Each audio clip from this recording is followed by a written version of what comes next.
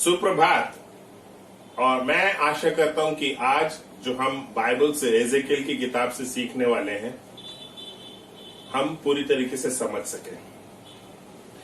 आज हम लोग एजेकियल अध्याय 1 से सीखेंगे और ये तकरीबन 2600 साल पहले की बात है।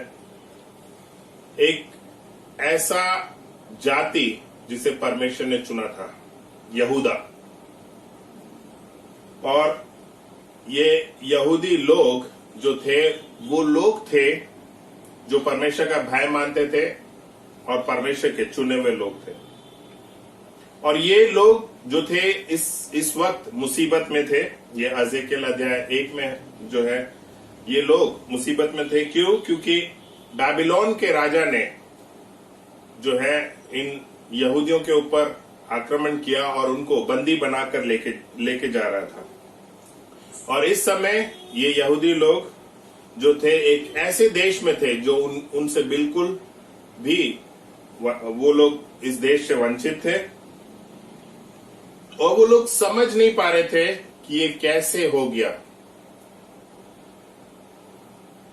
एक राजा जो उनका नेतृत्व कर रहा था, ये लोग उसको राजा भी नहीं जानते थे क्योंकि जो है वो सही रूप से उनका नेतृत्व नहीं कर रहा था। एंड जब वो उस देश में थे तो वो लोग सोच रहे थे कि आगे उनके जीवन का क्या होने वाला है। वो सोच रहे थे कि उनके बच्चों के साथ क्या होने वाला है, उनका भविष्य जो है कैसे होने वाला है। एंड जो है इनका जो जीवन था वो सिर्फ मंदिर के इर्द गिर्द उनका जीवन घूमता था। वो मंदिर जिसमें लोग सोचते थे कि हमारा परमेश्वर निवास करता है। और अब ये लोग एक ऐसे देश में जिससे वो बिल्कुल अनजान थे वहां पे गए हुए थे। एंड वो लोग समझ नहीं पा रहे थे कि कैसे एक जो है अविश्वासी देश जो है इन परमेश्वर का भय मानने वाले लोगों के ऊपर आक्रमण किया और जो है वो अविश्वासी देश इनको बंदी बना के लेके गया। और ये यहूदी लोग अपना सब कुछ खो चुके थे इस समय। अपना घर, अपना पैसा, अपने रिश्तेदार, हर चीज जो है उनकी छूट गई थी। यहूदा में छूट गया था।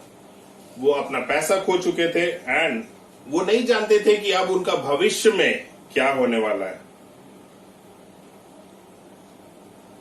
और वो लोग सोच रहे थे कि हम इतने भले लोग थे और हम कैसे जो है इस देश में आ गए हैं। ऐसे कई बार हम लोग भी इस चंगुल में जकड़े जा सकते हैं जहां पे हम हर चीज जो है अपने जीवन में अच्छा करना चाहते हैं। हम चाहते हैं कि हम गरीबों की मदद करें। हम चाहते हैं कि हम अपने पड़ोसियों के साथ जो है अच्छा रिश्ता बना के रखें। चाहते हैं कि कोई भिखारी या कोई कोढ़ी हमारे पास आए, हम उनकी मदद करें। एंड सी क्यों हम ये सब कुछ करते हैं? ताकि हम जो है एक अच्छा इंसान बन सके। और हम चाहते हैं कि हमारा जो बर्ताव है वो सबके साथ बहुत ही बढ़िया हो सके और जो हम हर एक की नजरों में अच्छा दिखना चाहते हैं। और कई बार लोग बोलते हैं कि जो है आप हमेशा अच्छा ही सोचिए अपने जीवन के बारे में और जो है आपके जीवन में सब कुछ बढ़िया होगा। एंड सी कहीं ना कहीं हमें जो है अपने जीवन में शुरुआत करने की जरूरत है। एंड सबसे अच्छी शुरुआत होगी यदि हम परमेश्वर के साथ अपने जीवन की शुरुआत करें। आइए हम चलेंगे एजेकियल अध्याय 1 में। और ये वो समय था जब परमेश्वर एजेकियल के जीवन में आया और उसको एक जो है विजन दिखा रहा था। एक जो होने वाला है, जो भविष्य होने वाला है, वो सब कुछ परमेश्वर उसको दिखा रहा था। एक ऐसा दृश्य उसको दिखा रहा था जो कि बहुत ही स्ट्रेंज था, बहुत ही आश्चर्यजनक था। और आज हम लोग देखेंगे उस विजन के बारे में। आइए हम चलेंगे 4 से लेके 18 तक हम लोग देखेंगे। एजेकियल अध्याय 1 का 4 से लेके 18 तक। और यहां लिखा है, जब मैं देखने लगा तो क्या देखता हूं कि उत्तर दिशा से बड़ी घटा और लहराती हुई आग सहित बड़ी आंधी आ रही है, और घटा के चारों ओर प्रकाश और आग के बीचों बीच से झलकाया हुआ पीतल सा कुछ दिखाई देता है, और उसके बीच से 4 जीवधारियों के समान कुछ निकले। उनका रूप मनुष्य के समान था, परंतु उनमें से हर एक के 4-4 मुख और 4-4 पंख थे। उनके पांव सीधे थे और उनके पांवों के तलुए बछड़ों की खुरों के से थे, और वे झलकाए हुए पीतल के समान चमकते थे। उनके चारों ओर पंख के नीचे मनुष्य के हाथ थे। उन चारों के मुख और पंख इस प्रकार के थे, उनके पंख एक दूसरे के साथ परस्पर मिले हुए थे। वे अपने अपने सामने सीधे ही चलते हुए मुड़ते नहीं थे। उनके सामने के मुख का रूप मनुष्य का सा था, और उन चारों के दाहिनी ओर से मुख सिंह के से, बाएं ओर से मुख बैल के से थे, और चारों के पीछे के मुख उकाब पक्षी के थे। उनके चेहरे ऐसे ही थे। उनके मुख और पंख ऊपर की ओर अलग अलग थे। हर एक जीवधारी के 2-2 पंख थे, जो एक दूसरे के पंखों से मिले हुए थे, और 2-2 पंखों से उनका शरीर ढांपा हुआ था। वे सीधे अपने अपने सामने ही चलते थे। जिधर आत्मा जाना चाहता था वे उधर ही जाते थे, और चलते समय मुड़ते नहीं थे। जीवधारियों के रूप अंगारों और जलती हुई मशालों के समान दिखाई देते थे, और वह आग जीवधारियों के बीच इधर उधर चलती फिरती हुई बड़ा प्रकाश देती रही, और उस आग से बिजली निकलती थी। जीवधारियों का चलना फिरना बिजली का सा था। जब मैं जीवधारियों को देख ही रहा था तो क्या देखता हूं कि भूमि पर उनके पास चारों मुखों को गिनती के अनुसार एक एक पहिया था। पहिए का रूप और बनावट फिरोजे की सी थी, और चारों का एक ही रूप था, और उनका रूप और बनावट ऐसी थी जैसे एक पहिए के बीच दूसरा पहिया है। चलते समय वे अपने चारों ओर चल सकते थे, और चलने में मुड़ते नहीं थे। उन चारों पहियों के घेरे बहुत बड़े और डरावने थे, और उनके घेरों में चारों ओर आंखें ही आंखें भरी हुई थी। सबसे पहली बार जब मैंने ये वाक्य मैंने पढ़ा बाइबल में, तो मुझे समझ नहीं आ रहा था कि ये क्या हो रहा है। ये क्या पंख के बारे में बाइबल बात कर रही है, पैरों के बारे में बात कर रही है, और ऐसे जीवों के बारे में बात कर रही है जिनके 4 मुख हैं। लेकिन मैंने देखा कि किस प्रकार से जो परमेश्वर है यहाँ पे एजेकियल को दर्शन दे रहे थे और उसको बता रहे थे। एंड वही एजेकियल जो है दर्शन जो उसको मिला था वो अपने लोगों तक पहुंचा रहा था, और एजेकियल ने वही दर्शन आज हमें भी पहुंचाया है बाइबल के थ्रू। एजेकियल का मतलब है शक्ति परमेश्वर की शक्ति जो है वो एजेकियल का अर्थ है।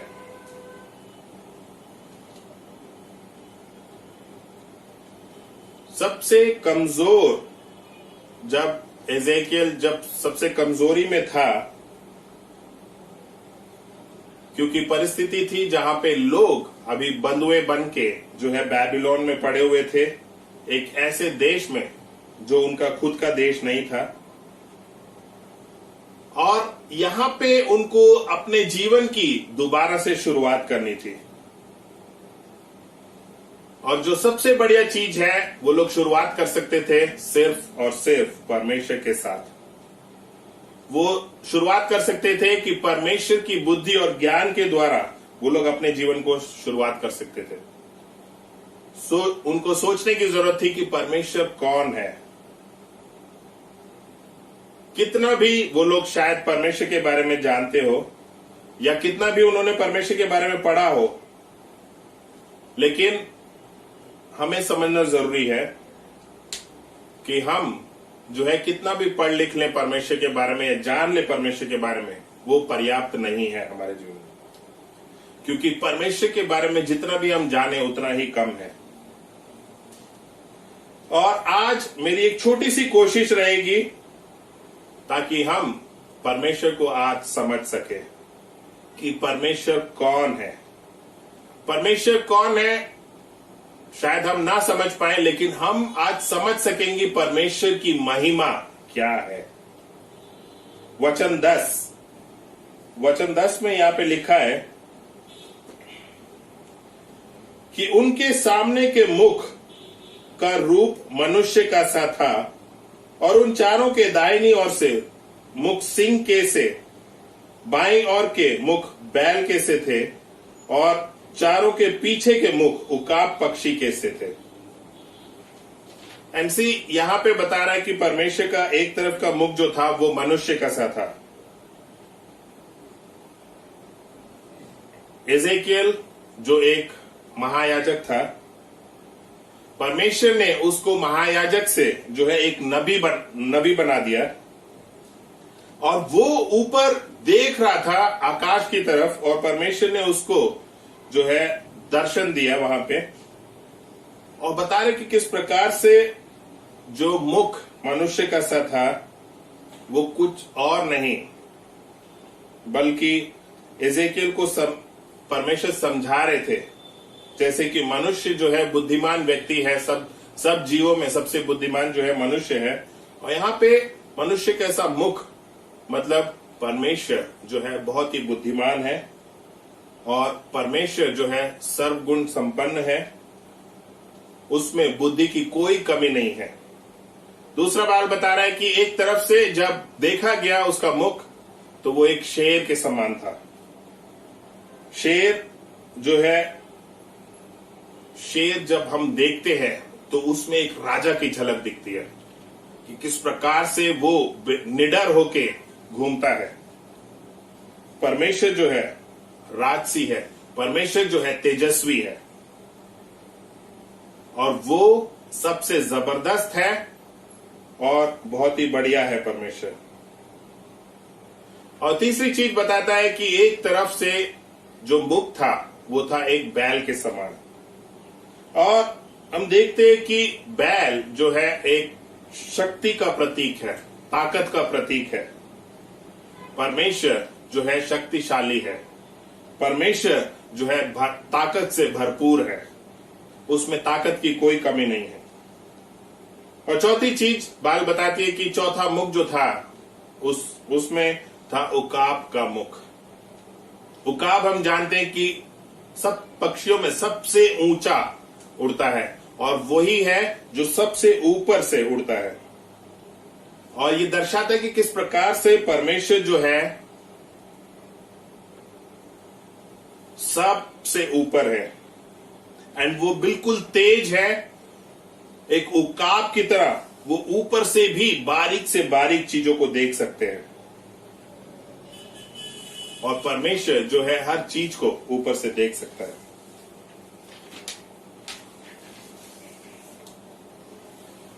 आज हम जो है परमेश्वर के 3 गुणों के बारे में सीखेंगे। 3 चीजें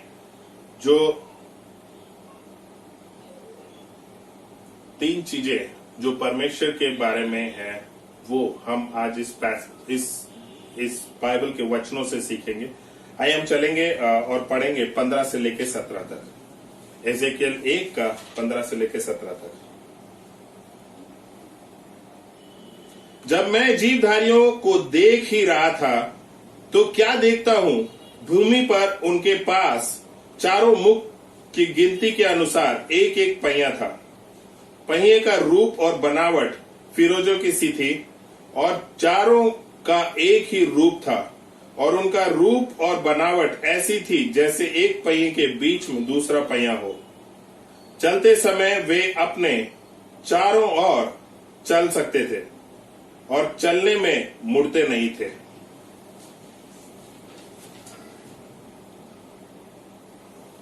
बाइबल बता रही है कि जो पहिए थे वो कहीं पे भी मुड़ते नहीं थे।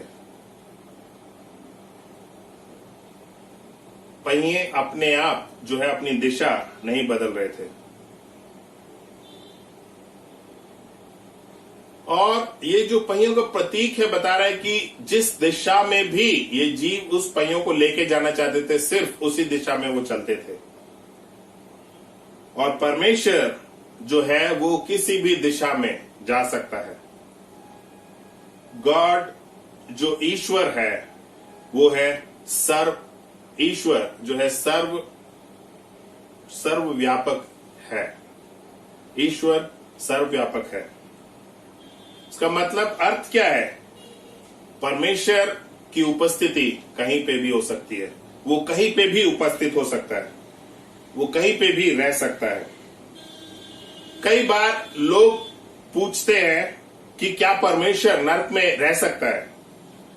यस, परमेश्वर नरक में भी रह सकता है, क्योंकि परमेश्वर जो है कहीं पे भी जा सकता है। उन पे किसी तरीके का रोक या प्रतिबंध नहीं है कि वो यहां नहीं रह सकते और यहां रह सकते हैं। वो कहीं पे भी रह सकते हैं और वो किसी भी समय किसी भी जगह पे उपस्थित रह सकते हैं। हम जानते हैं कि परमेश्वर जो है आत्मा है एंड आत्मा जो है कहीं पे भी किसी भी समय उपस्थित हो सकती है। और इसीलिए जो परमेश्वर है वो सर्वव्यापक है। वो कहीं पे भी किसी भी समय रह सकता है। कई बार हम लोग महसूस करते हैं कि वो परमेश्वर मेरे निकट है और कई बार हम सोचते हैं कि वो परमेश्वर जो है मेरे निकट नहीं है। एंड सी, ये हम महसूस करते हैं एंड महसूस करने को हम कुछ भी महसूस कर सकते हैं, लेकिन परमेश्वर जो है हमारे निकट ही रहता है। बेसिकली ये एक भावना है जो हमें महसूस होती है कि परमेश्वर मेरे निकट है या परमेश्वर मेरे निकट नहीं है। एंड सी, जब हम सोचते हैं कि परमेश्वर मेरे निकट नहीं है, तो बेसिकली हम बता रहे हैं कि किस प्रकार से हमारा दिल जो है सही नहीं है और इसीलिए परमेश्वर जो है हमारे निकट नहीं है। कई बार हम लोग जो है परमेश्वर से ये नैतिक दूरी महसूस करते हैं अपने जीवन में, क्योंकि हम जानते हैं परमेश्वर जो है एक पवित्र परमेश्वर है, निष्पाप परमेश्वर है। किसी तरीके का कोई भी पाप परमेश्वर में नहीं है। और जब हम अपना जीवन पाप में व्यतीत करते हैं तब हम परमेश्वर से अपने जीवन में दूरी बना देते हैं। ये हमारा दिल है जिसमें पाप भरा हुआ है और इसीलिए जो है परमेश्वर से हमने दूरी बना ली है। और सबसे बढ़िया चीज जो है ये दूरी को खत्म करने के लिए रहेगा कि हम जो है बैठे उस दोस्त के साथ, उस व्यक्ति के साथ जो हमें बाइबल से सिखा सके और हमें मदद कर सके और हमें सिखा सके कि किस प्रकार से हमें जो है परमेश्वर के करीब जाने की जरूरत है। We need a counsellor. हमें एक ऐसे व्यक्ति की जरूरत है जो हमारा रिश्ता परमेश्वर के साथ दोबारा से जबरदस्त बना सके। आज हमें अपने जीवन के बारे में दर्शाने की जरूरत है कि हमारे जीवन में चल क्या रहा है। बहुत जरूरी है कि हम खुल के बात करें अपने जीवन के बारे में, ताकि हम परमेश्वर के साथ एक अच्छा रिश्ता बना सके। ऐसे कई बार हम लोग बात करने से कतराते हैं। हम सोचते हैं कि ओ, मैं कैसे अपने जीवन के बारे में इसको बताऊं, मेरा जीवन इतना घिनौना है, अगर मैं इसको अपना घिनौना जीवन बताऊंगा तो ये क्या सोचेगा मेरे बारे में।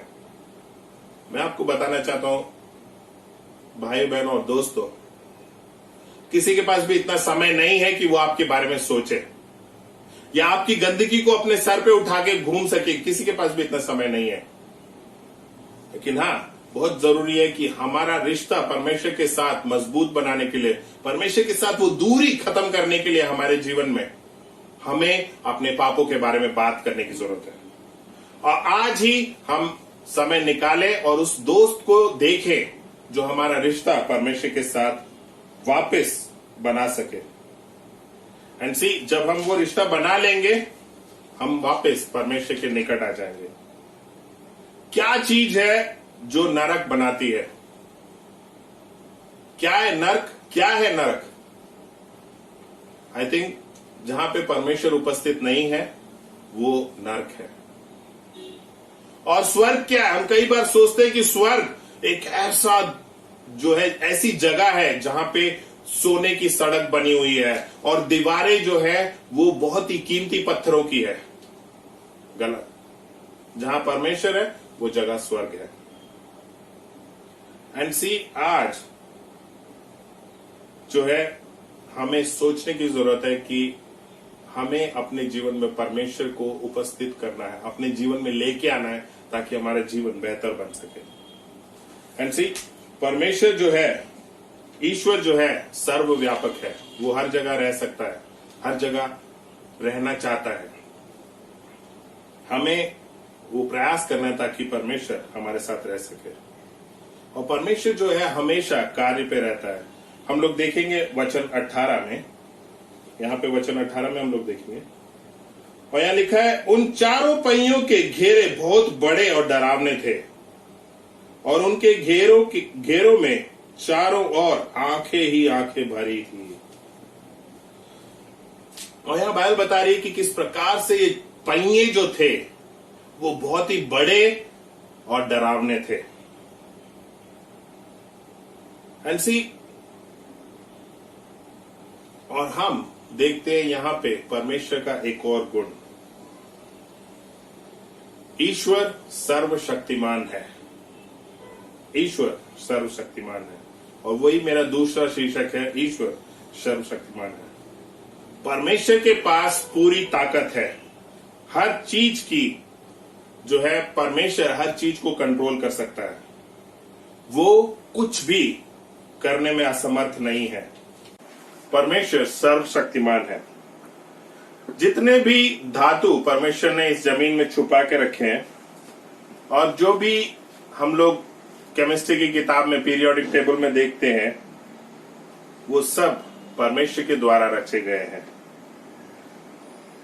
जो भी धातु हम लोग ऑलरेडी खोज चुके हैं और जो धातु अभी तक हम नहीं खोजे हैं, वो सब कुछ परमेश्वर ने बनाया है। और हर धातु जो है, हम देख सकते हैं कि किस प्रकार से उनमें कुछ ना कुछ अलग अलग गुण होते हैं। ईश्वर सर्वशक्तिमान है। कोई भी ऐसा व्यक्ति नहीं है जो एटम के अंदर पावर डाल सके। सिर्फ ये परमेश्वर के द्वारा संभव है। परमेश्वर ने आदमी के अंदर भी ताकत को डाला है, ताकत जो कि एक सीमा तक सीमित है। कुछ चीजें हम कर सकते हैं और कुछ चीजें हमारी ताकत के बाहर है। लेकिन परमेश्वर के द्वारा कोई भी ऐसी चीज नहीं है जो परमेश्वर ना कर सके, जो उनकी ताकत के बाहर हो सके। कई बार हम लोग जो है अपने जीवन में असुरक्षित महसूस करते हैं।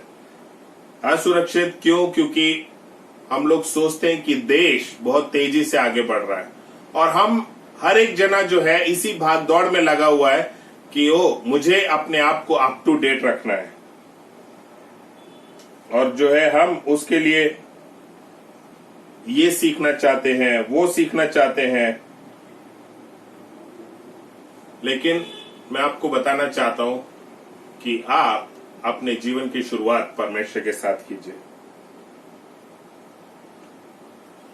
पर वो परमेश्वर जिसकी ताकत कभी भी खत्म नहीं होती है जिसकी ताकत कभी भी कम नहीं पड़ती है। हम जानते हैं कि किस प्रकार से ड्यूरासेल जो है काफी दिन चलता है, क्योंकि उसमें ज्यादा पावर है। पहले जमाने में जो है हम लोग एवर रेडी बैटरी यूज करते थे और उस समय पे वही उपलब्ध होता था। अब जो है ड्यूरासेल एनर्जाइजर, जिसमें थोड़ी और एक्स्ट्रा ताकत डाली गई है। पूरा ब्रह्मांड जो है परमेश्वर की ताकत के द्वारा ही चलता है। एक चीज हमें समझना जरूरी है, जो हमारा पिता है, जो हमारा परमेश्वर है, वो बहुत ही ताकतवर है और उसके साथ ही साथ वो हमें एक पिता के समान प्रेम करता है। वो हमारा मार्गदर्शन करना चाहता है, वो हमारे साथ प्रेम करना चाहता है और एक रिश्ता हमारे साथ बनाना चाहता है, जैसा एक पुत्र और पुत्री का होता है। परमेश्वर ने जो है हिजकिय्याह को सब कुछ जो है दर्शन में दिखाया, वो उस समय नहीं समझ पाया होगा। कई बार हम लोग भी जब ये पढ़ते हैं तो हमें भी समझ में नहीं आता है। बट एक चीज यहां पे तय है कि परमेश्वर हम सब के साथ कनेक्ट होना चाहता है। परमेश्वर हम सब के साथ जुड़ना चाहता है। ये सही बात है कि हम जो है परमेश्वर तक नहीं पहुंच सकते हैं, लेकिन हाँ, हम परमेश्वर तक पहुंच सकते हैं अपनी प्रार्थनाओं के द्वारा। ये बात सही है कि हम परमेश्वर को छू नहीं सकते हैं, लेकिन हम अपनी प्रार्थनाओं के द्वारा उसको छू सकते हैं। और यही है परमेश्वर की खूबी।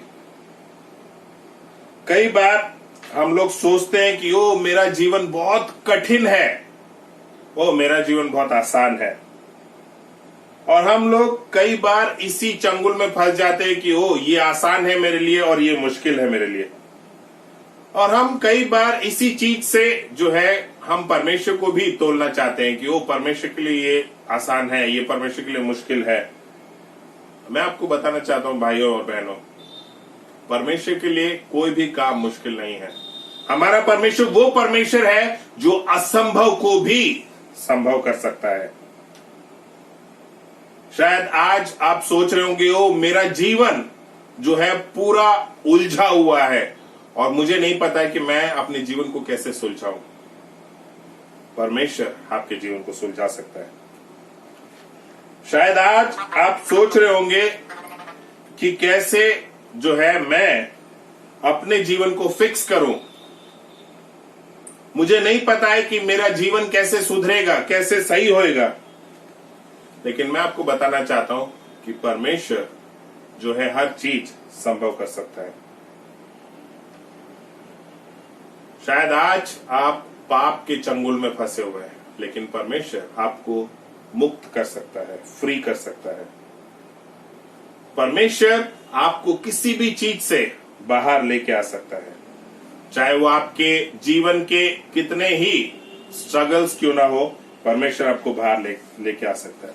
शायद आप सोच रहे होंगे कि ओ मेरा जो शारीरिक परिस्थिति है वो सही नहीं है, मेरा जो स्वास्थ्य है वो सही नहीं है, ये बीमारी मेरे पास बचपन से है। मैं आपको बताना चाहता हूं, हमारा परमेश्वर असंभव को भी संभव कर देता है। God excels in critical things.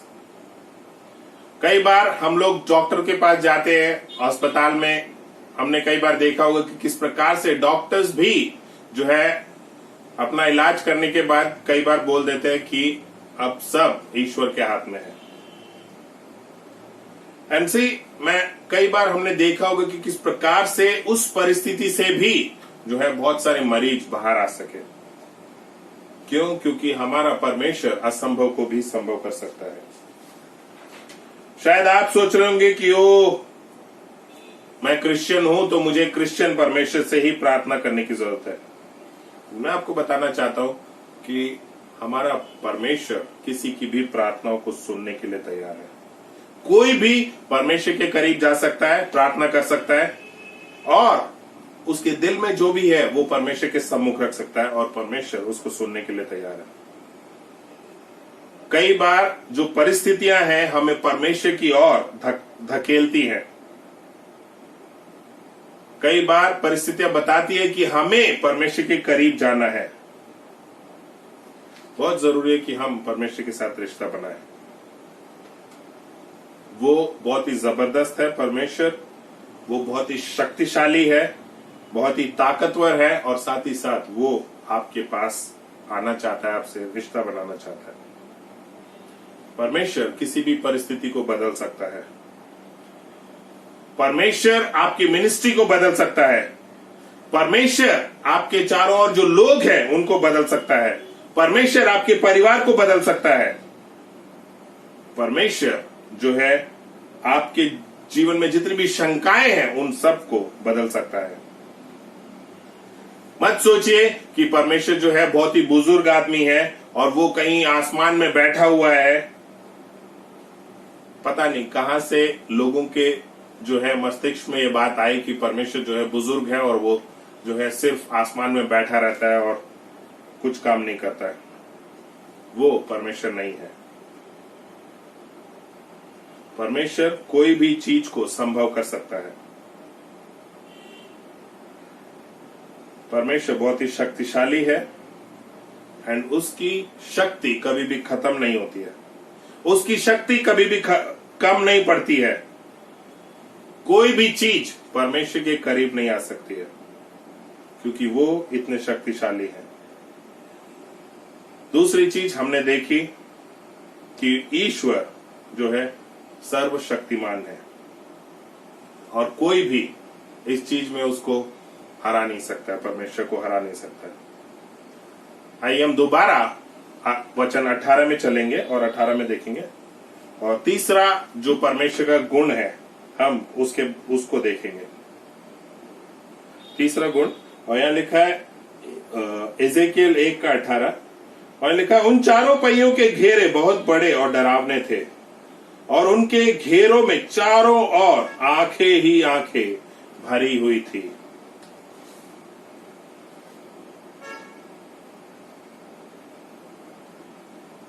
ईश्वर सर्वज्ञ है। ईश्वर जो है वो सर्वज्ञ है। परमेश्वर कोई भी चीज देख सकता है। परमेश्वर किसी को भी देख सकता है। कोई भी चीज उससे छुपी नहीं है। कई बार हम लोग सोचते हैं कि ओ मुझे कोई नहीं समझता है, कोई भी मेरे जीवन के बारे में नहीं जानता है, लेकिन मैं आपको बताना चाहता हूं कि हमारा परमेश्वर जो है हर चीज जानता है, हर परिस्थिति को जानता है जो हमारे जीवन में चल रही है।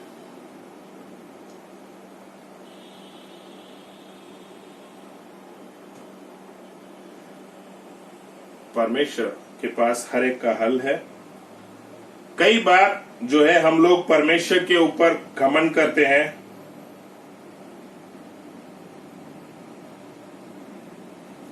कई बार जो है हम जो है सोचते हैं कि ओ मैं परमेश्वर को जान गया हूं और मैं परमेश्वर को भली भांति जानता हूं, लेकिन मैं आपको बताना चाहता हूं कि हम पूरी तरीके से परमेश्वर को अभी तक नहीं जाने हैं।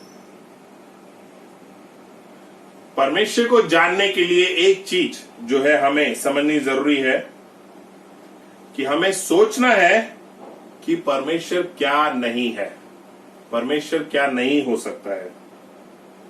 तभी हम परमेश्वर के बारे में अत्यधिक जान पाएंगे। सबसे पहली चीज हमें समझना जरूरी है कि परमेश्वर कभी मर नहीं सकता है। अगर वो मर गया है तो वो परमेश्वर नहीं हो सकता है। परमेश्वर की ताकत कभी भी खत्म नहीं हो सकती है। अगर उसकी ताकत खत्म हो जाती है तो वो परमेश्वर नहीं है। परमेश्वर जो है एक लकड़ी का टुकड़ा नहीं हो सकता है। परमेश्वर जो है एक पेड़ नहीं हो सकता है, क्योंकि पेड़ को कोई भी इंसान काट सकता है। परमेश्वर कोई मछली नहीं हो सकता है। परमेश्वर किसी तरीके का कोई और जानवर नहीं हो सकता है। जितना ज्यादा आप सोचेंगे कि परमेश्वर ये नहीं हो सकता है, वो नहीं हो सकता है, उतना ज्यादा आप परमेश्वर को समझ पाएंगे।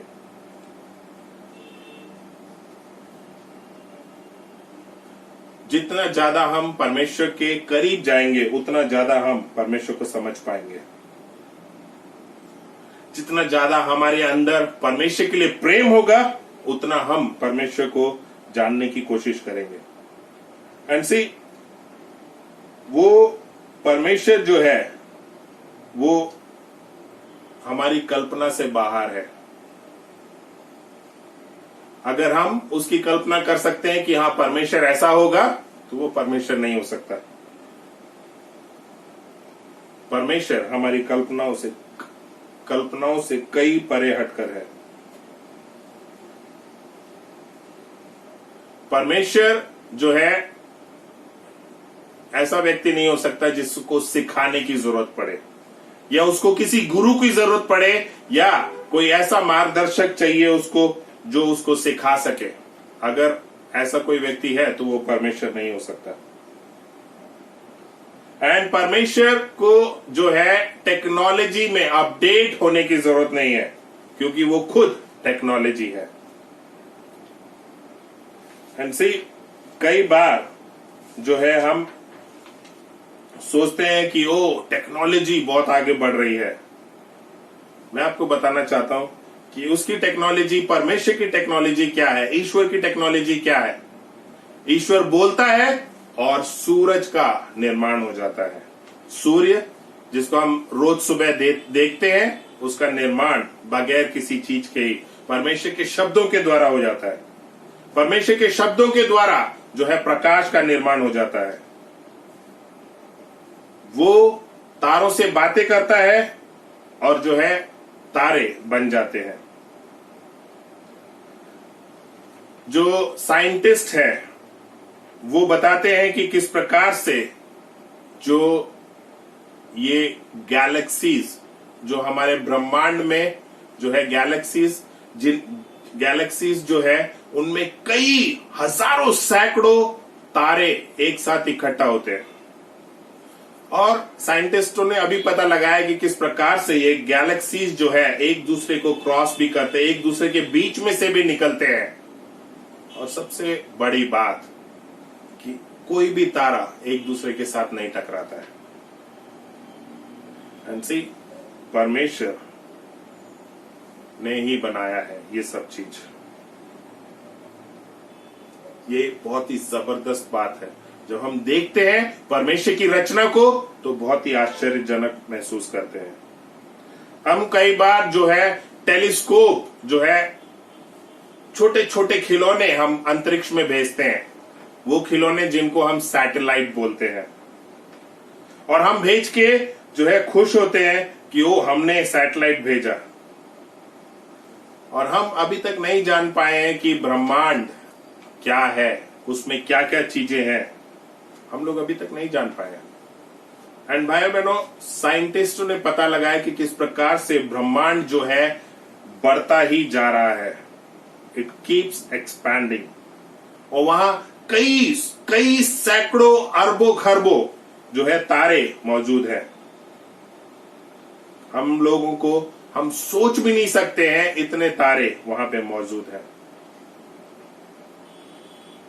परमेश्वर हर चीज जानता है।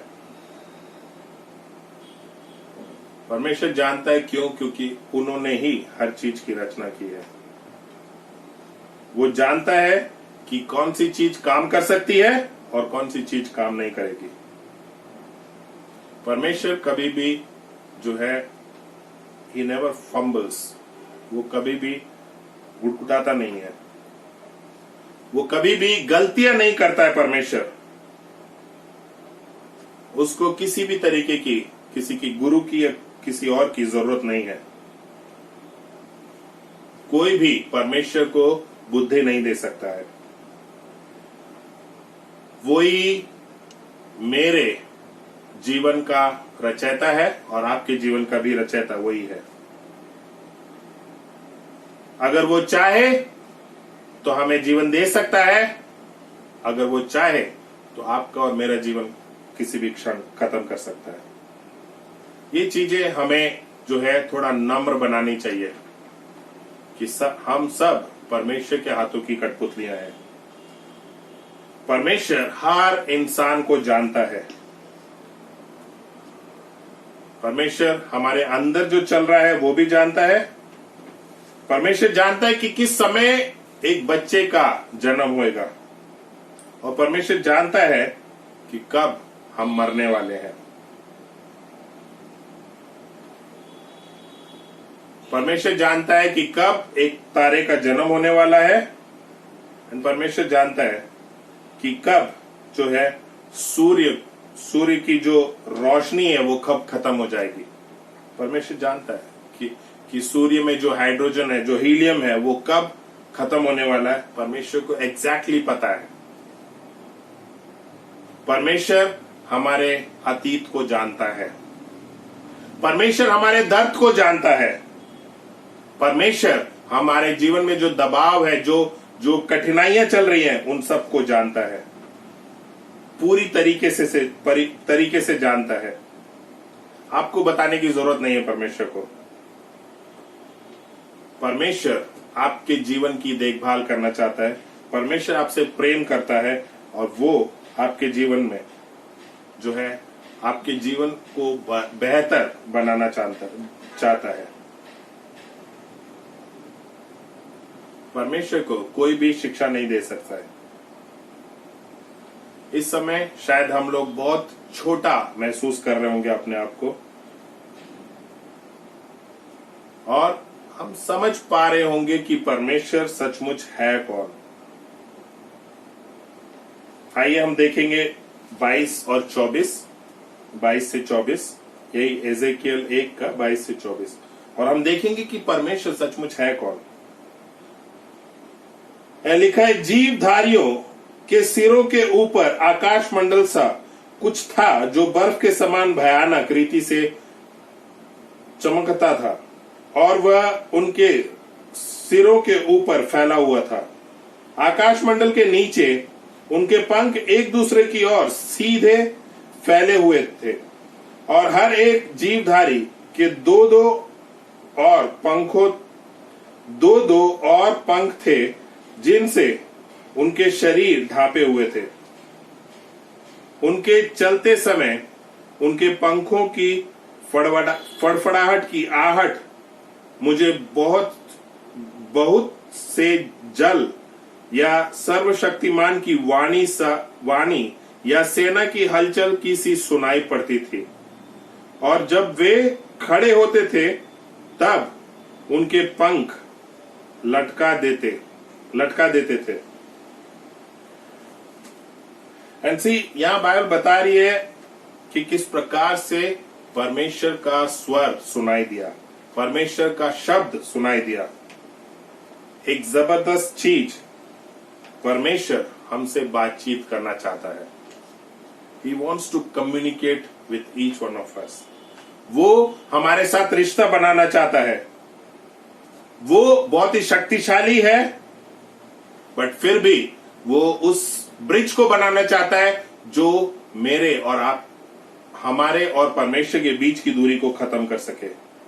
परमेश्वर हर इंसान के पास आके जो है उनको प्रेम करना चाहता है, उनसे रिश्ता बनाना चाहता है। आगे हम देखेंगे 25 से लेकर 28 तक, और लिखा है, फिर उसके सिर के ऊपर जो आकाश मंडल था, उसके ऊपर से एक शब्द सुनाई पड़ता था, और जब वे खड़े होते थे तब अपने पंख लटका लेते थे। जो आकाश मंडल उनके सिरों के ऊपर था, उसके ऊपर मानो कुछ नीलम का बना हुआ सिंहासन था। इस सिंहासन के ऊपर मनुष्य के समान कोई दिखाई देता था। उसकी कमर से लेकर ऊपर की ओर मुझे मानो झलकाया हुआ पीतल सा दिखाई पड़ा, और उसके भीतर और चारों ओर आग सी दिखाई पड़ती थी। फिर उस मनुष्य की कमर से लेकर नीचे की ओर भी मुझे कुछ आग सी दिखाई पड़ती थी, और उसके चारों ओर प्रकाश था। जैसे वर्षा के दिन बादल में धनुष दिखाई पड़ता है, वैसे ही चारों ओर का प्रकाश दिखाई देता था। यहोवा के तेज का रूप ऐसा ही था। उसे देखकर मैं मुंह के बल गिरा। तब मैंने एक शब्द सुना जैसे कोई बातें करता है। एनसी यहां बता रहा है कि किस प्रकार से जो है हिजकिय्याह ने देखा एक मनुष्य के समान एक व्यक्ति सिंहासन पर खड़ा है। परमेश्वर ने एक झलक दिखाई हिजकिय्याह को अपने ऑसमनेस की। उसने देखा कि किस प्रकार से सिंहासन पर एक व्यक्ति खड़ा है, और इतिहास हमें बताता है कि किस प्रकार से 600 साल के बाद जो है एक व्यक्ति का जन्म हुआ जो कि एक कवारी के द्वारा जन्मा, और वो बहुत ही बुद्धि और ज्ञान में कदम कदम आगे बढ़ता रहा। उसके जो दोस्त थे, संसार बोलता था कि ये जो है हमेशा पापियों और वैश्याओं के साथ ही रहता है। उन सब के साथ इसका रिश्ता था, उसका एक मकसद था कि कैसे वो एक एक को बचाए और ना कि उन्हें गड्ढे में डाले। अब हम इस व्यक्ति के बारे में जो है किताब में पढ़ सकते हैं, जिस किताब को हम बाइबल कहते हैं। और जितना जो है हम जब उस बाइबल को पढ़ते हैं जो है वो हमें इस परमेश्वर के बारे में बताती है कि कैसे हम जो है अपने जीवन को व्यतीत कर सकते हैं। जितना ज्यादा हम पढ़ते हैं उतना हम जानते हैं, उतना ज्यादा जानते हैं। जितना ज्यादा हम जानने लगते हैं फिर हमें महसूस होता है कि हम तो कुछ भी नहीं जानते हैं। मैं कितना कम जानता हूं परमेश्वर के बारे में। जब जो है हम सवालों के उत्तर जो है देने लगते हैं अपने दिमाग में, तब हमें पता लगता है कि यही व्यक्ति है जिसकी हमें जरूरत है हमारे जीवन में, और जो है हमें परमेश्वर की जरूरत है हमारे जीवन में। और मैं आशा करता हूं कि जो है आज हम सीख पाए कि किस प्रकार से जो है हमें हिजकिय्याह की तरह अपनी शक्ति परमेश्वर में ढूंढने की जरूरत है। परमेश्वर का आपके ऊपर आशीष हो।